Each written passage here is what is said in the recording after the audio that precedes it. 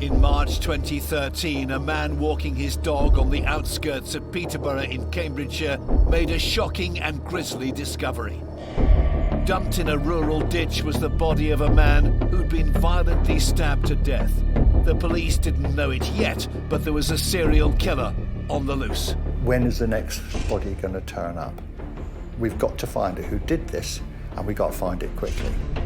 The investigation would lead detectives to a woman, a violent individual who'd killed without hesitation or remorse, and for no other reason than the pleasure and gratification it offered her. She is heartless, ruthless, and sadistic. During a 12-day killing spree, Joanne Dennehy butchered 3 men and left a trail of destruction that stretched from east to west across the UK. She's not somebody who feels bad, who feels remorseful, who regrets things. She does what she wants to do, and she doesn't care about the consequences. Joanne Dennehy had ruthlessly become one of the world's most evil killers.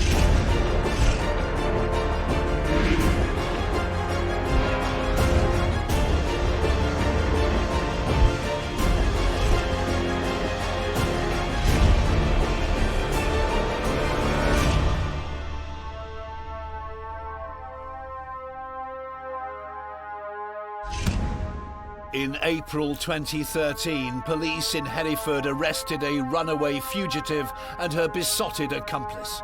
In a killing spree that lasted almost 2 weeks, 31-year-old Joanne Dennehy had murdered 3 men and stabbed 2 others in broad daylight, leaving them for dead. One of the most dangerous women in criminal history, she's now locked away in prison and will remain there for the rest of her life. The fact that she'll never see daylight again in the outside world is of huge comfort for the family.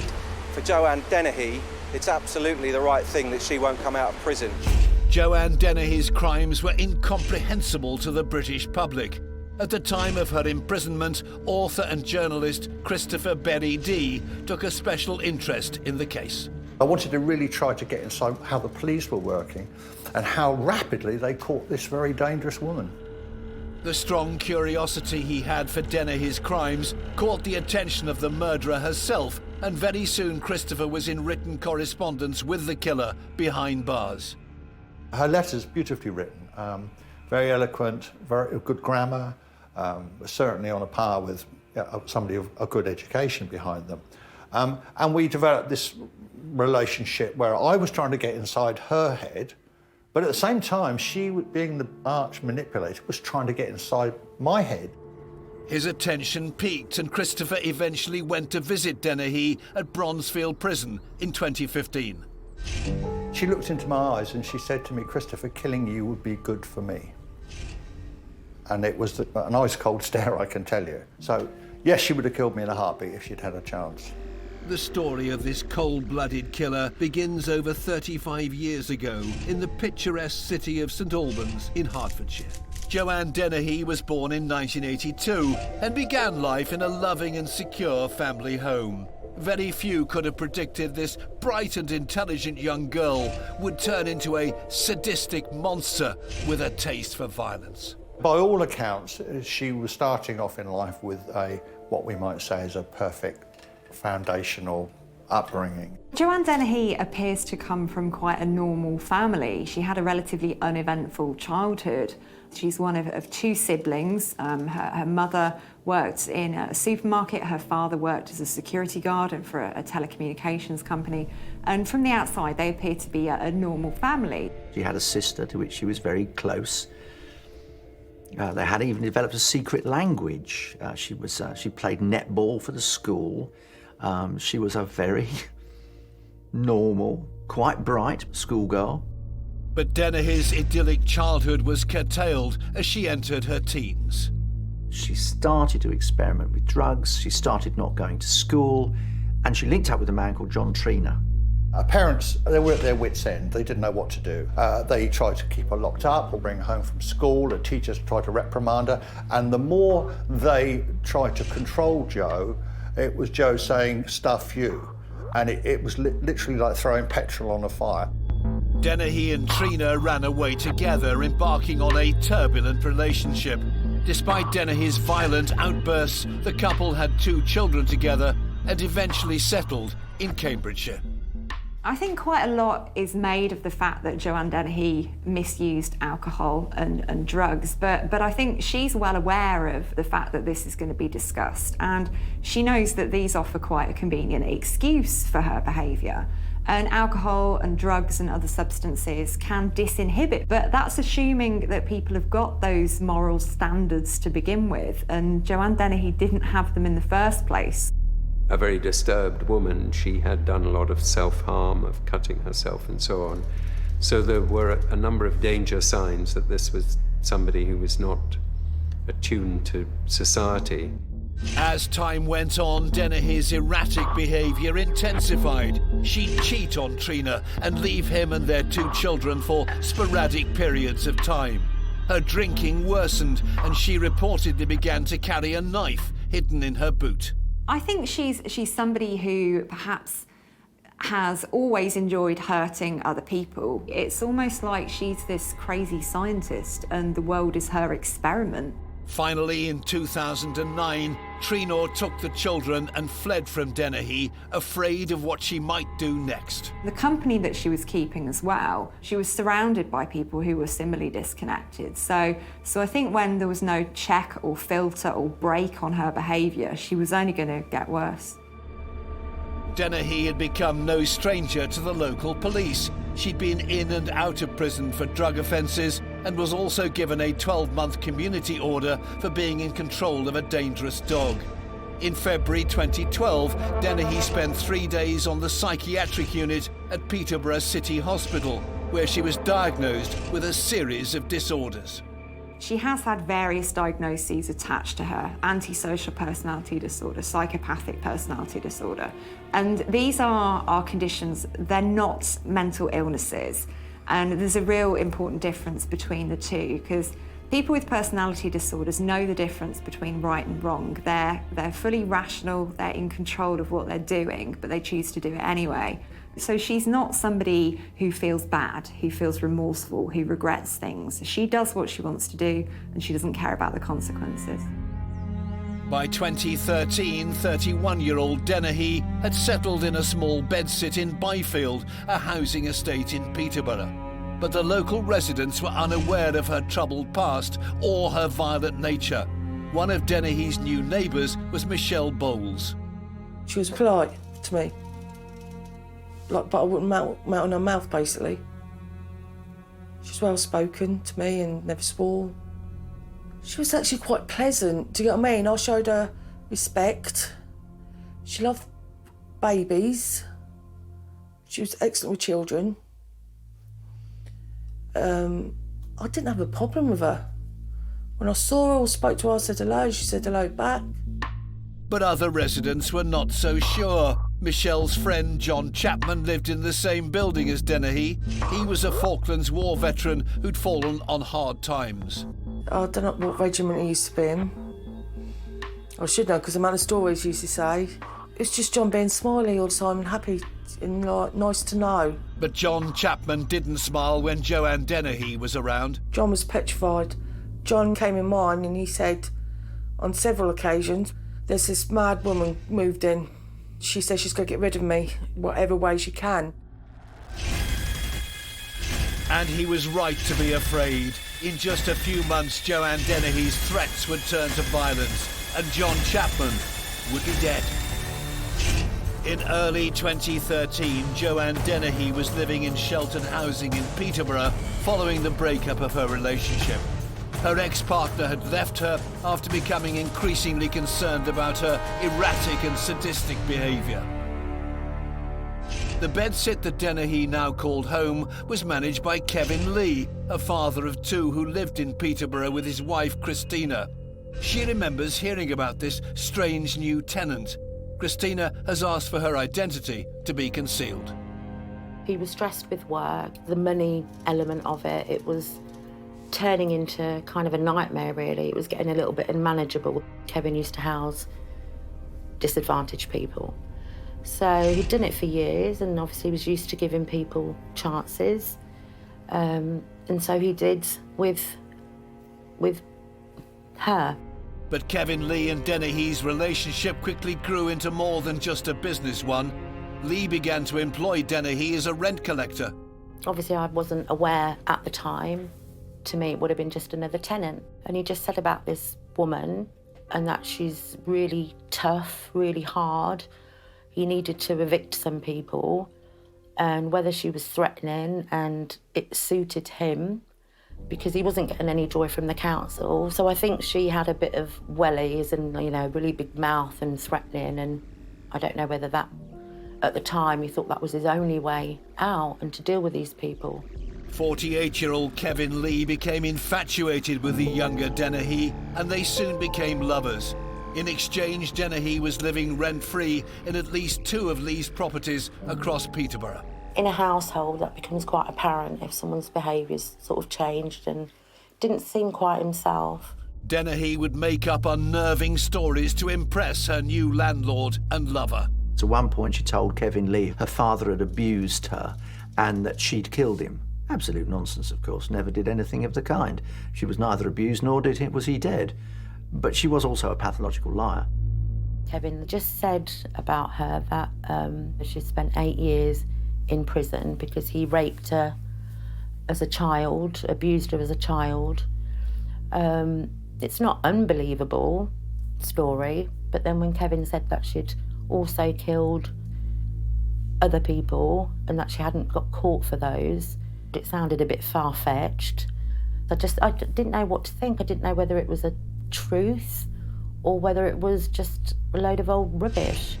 But it wasn't long before Joanne Dennehy turned her murderous fantasies into reality. 31-year-old Slabozewski had moved to the UK from Poland in 2005. After meeting Dennehy a few days previously, he began exchanging text messages with her. On the 19th of March 2013, Slabozewski went to visit Dennehy at one of the houses she was staying in on Rolleston Garth and was never seen alive again. She almost certainly lured this man with the promise of some kind of sexual favour. But without a moment's hesitation, she stabbed him through the chest once, very, very hard, killing him almost instantly. Slabozewski had been coaxed into Dennehy's deadly embrace. She led him to believe the pair were in a relationship. He willingly and naively entered the trap she'd laid for him. Everybody that comes into contact with Joanne Dennehy, it's like falling into a spider's web, and you can't get out. Men can't get out. They become entranced by her for all sorts of reasons. Dennehy had complete disregard for the life she'd just taken. Dennehy puts this poor Polish man's body in a wheelie bin and then shows it to a 14-year-old. And so look how clever I am. I've killed this man in the wheelie bin. But it was only a temporary solution. Dennehy knew she couldn't keep Slabozewski's body in a bin. She had to dispose of it quickly, but she needed help. She called upon one of her friends, 47-year-old Gary Stretch, who was more than willing to assist. Joanne Dennehy is quite bright, she's quite clever, so she's able to exert quite a lot of control in her interactions with other people, and that's what makes her exceptionally dangerous. Now, looking at the relationship that Joanne Dennehy had with her accomplices, I think she was able to charm these men. She was able to kind of lure them in, really, and they would have been flattered by her attentions. You know, here she is, this younger woman wanting to spend time with them. These were men who had quite dull, quite boring lives, and I think they were quite excited to get involved in what Joanne wanted to do. At 7 foot 2 inches tall, Gary Stretch towered above Dennehy's slight frame. An unsuccessful burglar, Stretch was absolutely infatuated by her twisted and lethal charms. Gary Stretch and Joanne Dennehy met when both of them were on parole from prison for various offences. She realised that she could use him to do whatever she wanted. He was her bodyguard, her minder. And that's how they formed this team, which became so overpowering for Stretch that he would do anything for her. I don't think Joanne Dennehy had any emotional feelings towards her accomplices whatsoever. They were useful to her at the time, and she'd just cast them aside when she was finished with them. With the help of Stretch, Dennehy dumped Lucas Slabozewski's body in a ditch in rural Thorney Dyke, just 10 miles east of Peterborough city centre. Unable to control herself, her confidence rising and her desire for violence building, in just over a week, Dennehy would strike once more. She turned her attention towards her fellow Byfield resident, 56-year-old Falklands War veteran John Chapman, who reportedly had walked in on Dennehy while she was in the shared bathroom of their bedsit. Every time he spoke about her, he was with fear, like this, in his tone of voice. And we thought, it's just John, just leave it. If she starts, here's our phone numbers, ring us and we'll come round, just, you know, help you and get you in here with us. He went, thanks. And that was the last time we saw John. On March the 29th, 2013, Dennehy attacked the helpless John Chapman. John Chapman was an inoffensive, kindly man who may have been asleep or in an alcoholic stupor when Dennehy killed him. But she did so by stabbing him once in the neck, severing his carotid artery, and then 5 times in the chest with such force that one wound broke the breastbone. It also punctured his heart. It's a frenzy that is quite difficult to comprehend, but evidence of what the behavioural scientists now call escalation. First victim, 1 stab wound. Second victim, 6 stab wounds. It was heartbreaking. See a poor defenceless man killed. And to know what she'd done to him, how she killed him, it was just heartbreaking for us all. Dennehy was developing her confidence and her crimes were becoming more and more brutal with each move. Now, where Joanne Dennehy is so bad is that this woman actually used a knife to attack a grown, strong man is very up close and personal. It's not at a point of a gun, which is not quite such a personal thing. It's not by bludgeoning. It's not by strangulation. By nature, a woman is not often strong enough to strangle a strong man. But this is a young woman using a knife to repeatedly stab somebody, and for that reason alone, makes her a hands-on, bloodlusting killer. I can't describe how evil this woman is. I really can't. She's the worst I've ever met. It's always been said the woman's method of killing is usually poisoning. It can sometimes be other things, but knives, no. It's a very male killing method. And it's led some people to speculate that Dennehy was to some extent trying to be more male, more masculine than the men around her, because she felt they were rather weak and feeble, and she had to be the boss, and being a boss meant you were male. But Dennehy was offsetting one role with another, that of a femme fatale, charming and enticing men into her life, before switching character in an instant with deadly results. We're quite quick to point to Joanne Dennehy's masculine traits because they're the ones that are most visible to us. Her aggression and her violence and the very brutal way in which she perpetrated these murders. But I don't think she's somebody who would be like that all the time, because that wouldn't serve her needs all of the time. I think sometimes she was feminine and she was demure. In a way, she's somebody who will just adapt her behaviour. So it's very difficult to know who the real Joanne Dennehy is.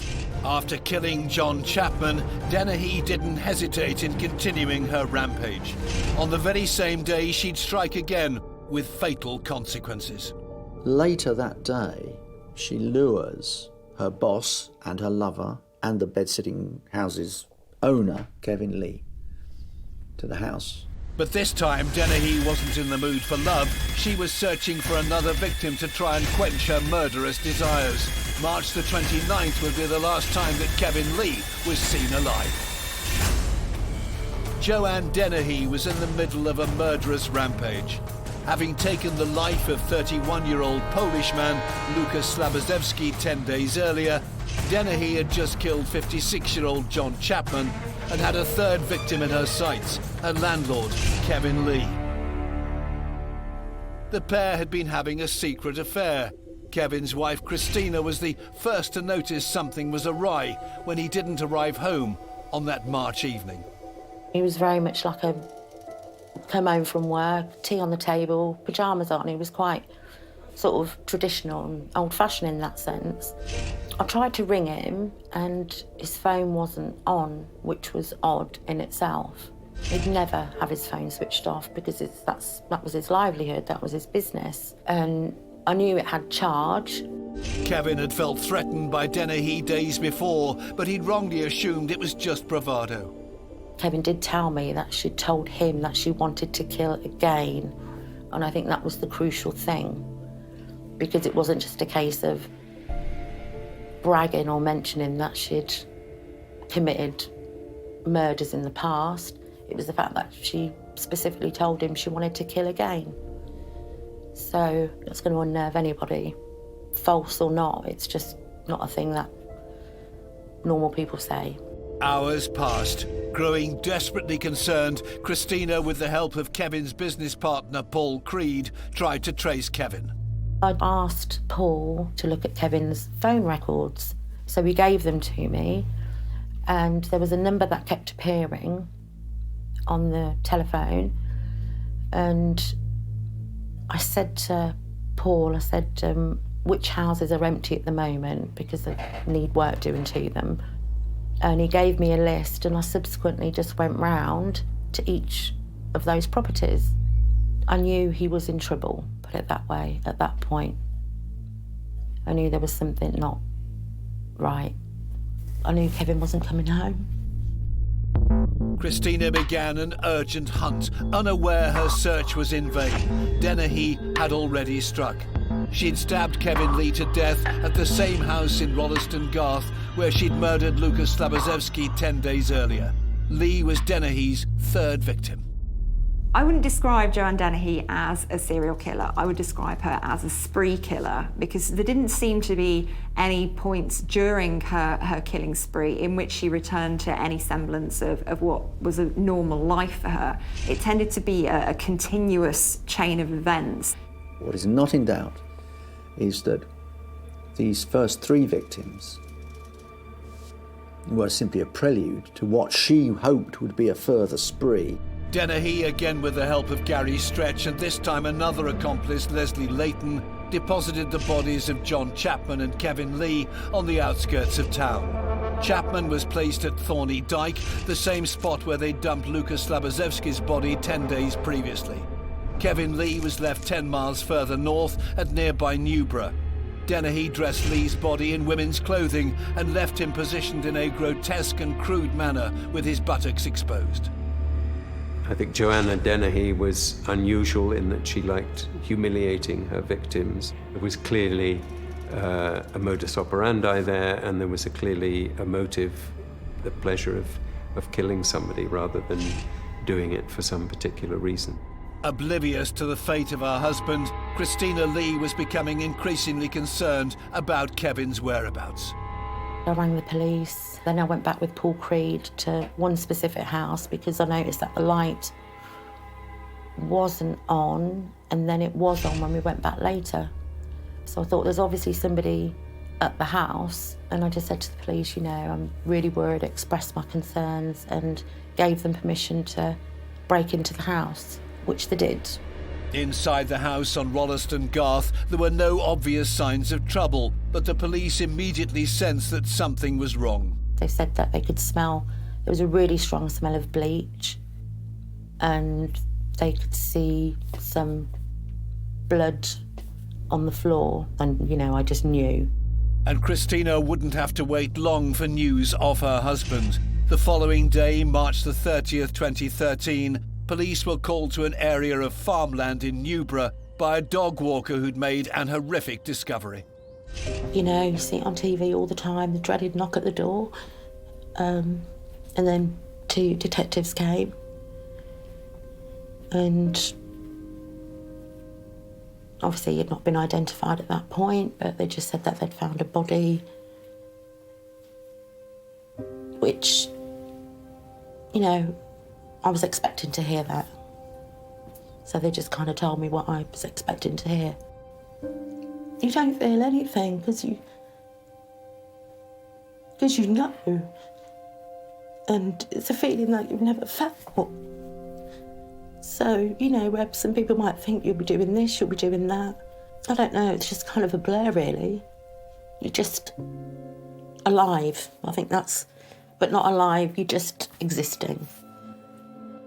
For police, a very serious picture was beginning to emerge of a killer on the run with an unstoppable determination for destruction. When is the next body going to turn up? We've got to find out who did this, and we've got to find them quickly. Detectives soon discovered Kevin Lee's burnt-out car. Christina had provided them with Dennehy's phone number, and by using it, they were able to form a crucial link. They must have been trying to call it too, and using their systems or whatever, must have tracked it down through GPS that the location of Kevin's burnt-out car was where this mobile had been. So it was quite obvious that she'd been there. They realised that he knows somebody called Joanne Dennehy, and there was an affair between them. And then they came across a man called Leslie Layton, who they interviewed. He tried to cover up, he didn't know anything about them, where they were, which in fact he did. He soon cracked because he was weak-willed, spineless, and he said, yes, Dennehy and Stretch are on the run. They've gone east and they'll probably come west. And with that, the police went wallop. They issued a national wanted alert for every agency in the country to find this couple as quickly as possible. Dennehy and Stretch were now wanted fugitives. She revelled in the idea, high on the thrill of being on the run. She loved the notoriety of it. She relished the fact that the men around her were frightened of her. In an attempt to try and evade the authorities, Dennehy and Stretch first headed to Norfolk, where they burgled a house. They then made their way across country to Hereford with the intention of selling the stolen goods to help fund their escape. Dennehy and Stretch became a sort of I hate to say this, a Bonnie and Clyde type outfit. Their faces were in all the newspapers now. They were wanted, most wanted.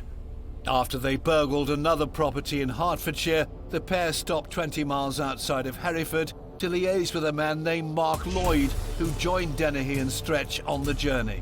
They get an accomplice or a friend of theirs to bring the stolen property into Hereford town to sell it, and it's at that point that Dennehy decides she wants to kill again. It had been 4 days since the murders of John Chapman and Kevin Lee. On April the 2nd, 2013, with Mark Lloyd in tow, Dennehy was caught on CCTV entering this small shop in Hereford at 3:30 p.m. She's seen pointing at the cashier in a threatening manner. Just 10 minutes after this footage was captured, Dennehy, in an unprovoked random attack, attempted to murder a fourth man. She had this terrific anger and bloodlust. She's had a quarter bottle of whiskey. She's been smoking roll-ups, and she suddenly sees a man walking his dog in broad daylight, and she says to Stretch, "Stop, we stop the car, I want to kill him." Brandishing a knife, Dennehy jumps out of the car and runs up behind him and stabs him in the back. Dennehy's unfortunate victim was Robin Barresa, a 63-year-old retired fireman. You knew exactly what she intended to do. "I'm going to kill you," she said to the fireman. "I want to hurt you, I'm going to kill you." And she plunges this 5-inch lock knife into his back, time and time and time again. The man thought he'd been punched. He turned around and saw her covered in his blood. He collapsed. She calmly walked away and got in the car and said to Stretch, "No, let's go and find somebody else." Back in the car, Dennehy took the time to pose for this selfie. It seemed unbelievable to imagine, but she wasn't finished. Having felt the thrill of attack once, she hunted out her second victim of the day. 10 minutes after the first attack, she spots another man walking his dog, and it was the same bloodthirsty scenario all over again. She got out and she told Stretch to stop the car. She got out with this very small knife, walked up to him and plunged it into him time and time and time and time again. Can you imagine the shock? This man wouldn't have known what was happening. It's broad daylight. She's licking the blood off of the knife, his blood. He feels himself getting dizzy and sick. And then he collapses. And she takes this dog, walks casually back to the car. Another car passes and she waves at the people in it. They get in the car and off they go. This second helpless victim was John Rogers, a 56-year-old Hereford local. Dennehy stabbed him more than 30 times. It was an horrific and entirely spontaneous act, completely lacking in reason. It is a reflection of a brutality, a viciousness, a lack of any kind of control that makes Dennehy very unusual. She is a most frightening figure who behaves in the most obscenely violent way imaginable, almost defying belief. When we look at the two attempted murders, towards the end of her spree, this is something altogether different. These are strangers, these are men that she doesn't know. So I think what was happening here was that she was upping the ante, she was getting bored. You find that psychopaths tend to have a proneness to boredom and a need for stimulation, so she was even applying that to her murders. Remarkably, both men survived these attacks. Although their injuries were life-threatening, they were still able to give the police descriptions of Dennehy and the instantly recognisable star tattoo on her cheek. By now, the police sirens are going all round and blue lights are going all round Herefordshire. They're panicking. It's like somebody's kicked over a wasp nest. The local police had been alerted to her spree and were about to put an end to her bloodshed. They cornered Dennehy and Stretch on Newton Close in Hereford. Two officers turn up and they spot this car with Dennehy in it, talking to the dog on the back seat, while Gary Stretch is trying to negotiate stolen property at the front door of one of his associates' house. They arrest Dennehy on the spot. Gary Stretch and one of his friends do what they call in police parlance a runner. They jump in another car and speed off. Something like a car chase goes on for about 20 miles. And then Stretch decides to get out and run for it. Now, Mr. Stretch is not built for speed. And of course, he's very unfit and he's stopped. And he turned around to the police officer and said, you've arrested me. Joe and I would have been the next Bonnie and Clyde. Footage of Dennehy in custody at Hereford police station just 40 minutes after stabbing two men and leaving them for dead showed her laughing and joking with the arresting officers. One mark for attempted murder and murder. Attempted murder and murder, it's nothing. So going down for Sunday Rose. Excuse me. Joanne Dennehy is like a chameleon. She's become a very accomplished actor, so she will play to whatever audience is in front of her. She can be charming and sound very educated and literate. And at the same time, to another audience, she could sound quite rough and quite downbeat. So she's really honed these skills of responding to the people that are around her. The following day, April 3rd, 2013, the bodies of Dennehy's other two victims were discovered just outside of Peterborough. In a ditch on farmland at Thorney Dyke, investigators found 31-year-old Luka Slabozewski and 56-year-old John Chapman, a close friend of Michelle Bowles. We wasn't concerned till we actually noticed he was missing. No one had seen him at all. And next thing we knew, the forensics were around the back of the house. We were praying outside, thinking, please don't let it be John, let him live. If we had known what he meant and what she was going to do at the time, we would have got John out of that house and let him live with us. But how were we supposed to know she was a serial killer? To take John's life, Lucas's life and Kevin's life. Why? Joanne Dennehy's pre-trial hearing was set for the 18th of November. It's very difficult to understand quite how far the road is from a nice suburban upbringing to a ditch in Peterborough where you're dumping the bodies of men you've stabbed to death. It's an extraordinarily long road. a very dangerous one and a very destructive one, but she certainly travelled it and took some pleasure in the travelling. At the hearing at the Old Bailey, Dennehy was devoid of remorse. She laughed as proceedings took place and stunned her legal team when she chose to plead guilty. The fact that Joanna Dennehy decided to admit murdering these three men and denying them a lawful burial took the whole of Court 2 by surprise, including her defence barrister, who said that proceedings weren't going as anticipated. So the judge asked Joanna Dennehy in the dock what she'd said. She told him, "I have pleaded guilty, and that's that." Karim Khalil, defending Gary Stretch, remembers the shock that rippled through the courtroom when this unexpected plea was heard. It surprised all, I think, but the judge, who seemed entirely satisfied with that result. Her counsel asked for time to speak with her to see whether she really had meant what she just said, and returned to tell the court that yes, she entirely understood the charges against her. She meant to plead guilty, and that was the end of it. Many of the serial killers I've interviewed, obviously as guilty as sin, try to hide behind the criminal justice system and use it as a defence, to retreat back into it, to use mitigation. I didn't intend to kill somebody, but I had a drink disorder or a drug disorder. I'm not culpable of committing these crimes. Basically, I'm innocent. Joanne Dennehy is not like that. She just loved it. Kevin Lee's widow, Christina, couldn't bring herself to face the woman who dragged her husband down into her own sordid world and destroyed her family. I went to court, but I stayed in the family room. I didn't want to be in there because I didn't want that thing to ever see my face. I thought, you haven't got the luxury to grace my face, so therefore you shall not see me. Just that cocky and pathetic and so predictable. And I just thought it's just so